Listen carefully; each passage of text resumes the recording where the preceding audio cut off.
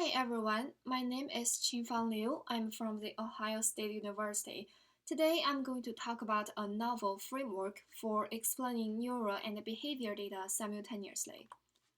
As we know, cognitive psychology deals with many kinds of experimental tasks where cognitive researchers ask their participants to watch or listen to some stimuli on the computer screen and to do some task to explain how people perform their tasks from the collected behavior, choice, or response time data, mathematical psychologists develop a variety of cognitive processing models.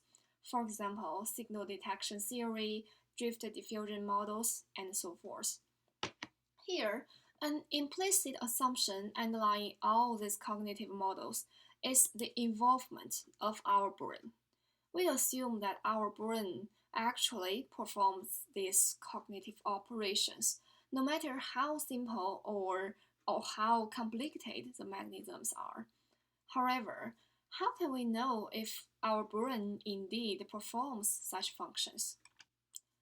Cognitive neuroscientists collect fMRI or EEG data to investigate what our brain does during the cognitive tasks.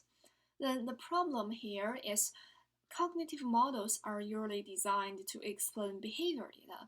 So how can we combine the cognitive processing models with neural data so that we can use neural data to understand the cognitive operations in the brain? Recent years, there have been many theoretical developments to explain the behavior data and neural data together, underlying the cognitive models. But today, I'm presenting an integrative approach. That means you can expect to simultaneously model neural and behavior data in a generative framework. A generative framework means that you can expect to generate both neural and behavior data, given the model structure and the experiment task information, instead of performing post hoc analysis after seeing the data. We hope to provide mechanistic explanations of cognitive process, meaning that you can explain the cognitive mechanisms underlying the task. The goal here is to interpret, not just to fit the data. Finally, we consider the important brain functional connectivity beyond the localized brain activity. And we consider the within trial temporal dynamics in the neural data, rather than only explaining the trial level neural data. The first step of the integrative approach is to define a set of brain ROIs that are most relevant to the cognitive task. Then, the next step is to compute latent activation of neural populations. Computing latent neural activation is very essential in this framework, and this step is informed by both cognitive model assumptions and functional connectivity assumption. We model the latent neural activation by this stochastic equation. This equation shows how the neuronal activation S of t evolves across time. Basically, the neuronal activation is decided by three components. First, the latent S of t is affected by the endogenous brain connectivity, which is shown as a 6x6 matrix below when there are 6 brain ROIs. The next input comes from the exogenous inputs, multiplied by a diagonal matrix D. The third component is a noise term drawn from a Gaussian distribution.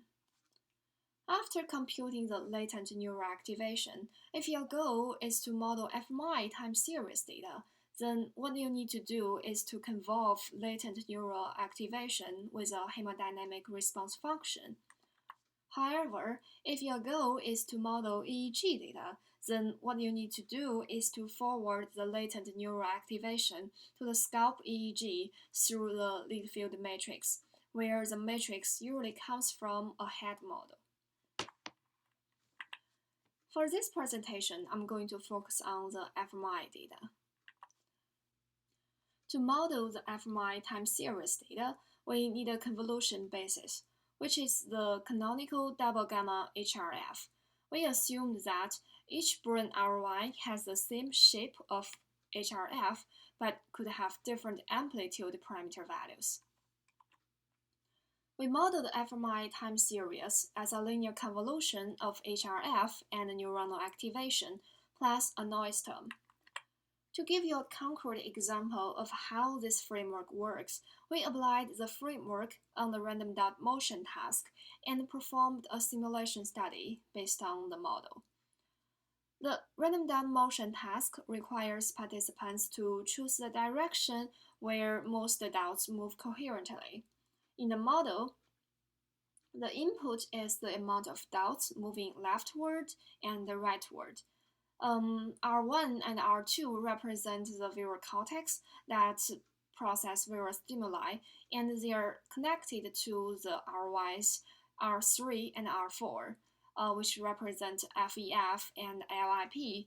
Then the cumulative strengths of the motion information in R3 and R4 are assumed as the evidence of two independent accumulators.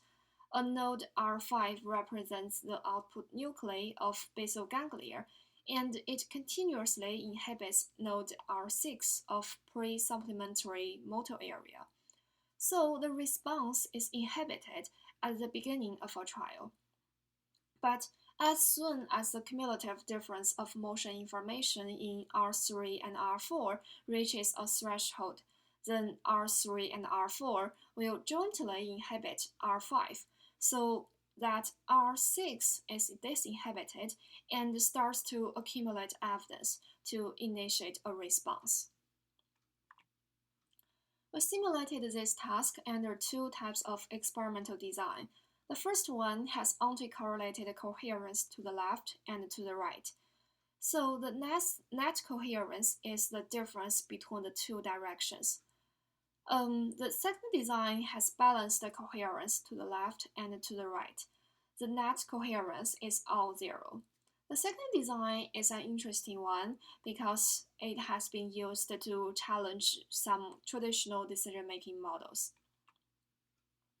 We simulated the behavior data for the anti-correlated coherence design, and we found that both accuracy and response times showed symmetric patterns across PL conditions, and that when PL equals to 0.5, which is the most difficult condition, the accuracy is the lowest, and the response time is the longest. So altogether, the behavior data pattern is consistent with the typical experimental findings. We simulated fMRI data for each brain region under TR equals to 1 second, and we examined the simulation result with a traditional GLM analysis. The result suggested that fMRI amplitude in R1 and R3 both increase with PL, but fMRI amplitude in R2 and R4 both decrease with PL. There are not significant results in the RYs R5 or R6. All of these patterns are consistent with our assumption on these brain areas. For the balanced coherence design, the behavior prediction suggested a random choice to the left or to the right, but there is a decrease pattern of response time with the increase of PL. Such a behavior pattern is consistent with the experimental findings. We also examined the neural prediction with GLM, and we found that in all of R1, R2, R3, and R4, the fMRI amplitude increases with the PL. Again, this is consistent with our assumption of the four brain functions. To be able to freely generate behavior and neural data as above, the model is equipped with several free parameters. 6 parameters are from the endogenous connectivity matrix. 2 parameters show the influence of exogenous inputs. 5 parameters are about the accumulation dynamics. And finally, 5 parameters are about the fMRI hemodynamic response function. Given so many parameters in the model, an important question is whether the model is actually identifiable, which means whether any particular parameter value could map to a unique solution.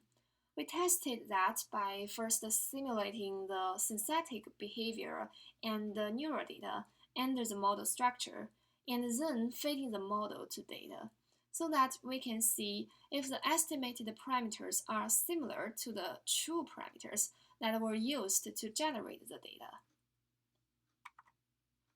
We performed a model fitting exercise on 5 parameters in a Bayesian framework.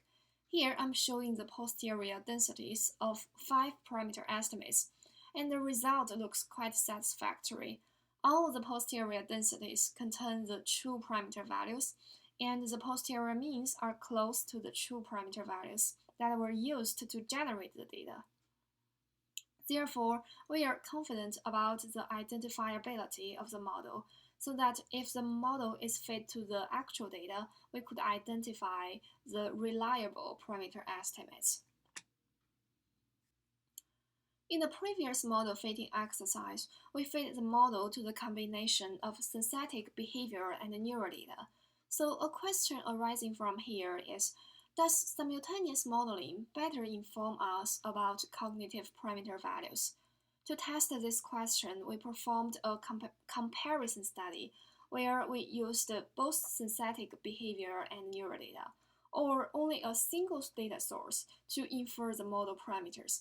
Our assumption is that using both data sources could provide us with more accurate and more precise parameter estimates. I'm showing the comparison of the posterior densities from the comparison study. Actually, 3 different data sources are all able to recover the true parameter values to some extent. Although there is some difference for different parameters, across the 5 parameters, we can see that the joint estimates are actually the closest to their true parameter values. And by comparing the shape of posterior densities, the joint estimates also tend to be most precise in terms of the height of the peak. Together, we saw the advantage of estimating the model parameters with both behavior and neural data. Alright, as a summary, we proposed an integrative joint modeling approach to simultaneously model neural and behavior data, provide a generative framework, provide mechanistic explanations of cognitive process, account for brain functional connectivity, and account for within-trial temporal dynamics in neural data. The simulation studies suggested both the model's ability to predict experimental data and the identifiability of model parameters. Our study was recently published in the Computational Brain and Behavior. If you have any questions or comments, please feel free to contact me by this email address. Thank you very much.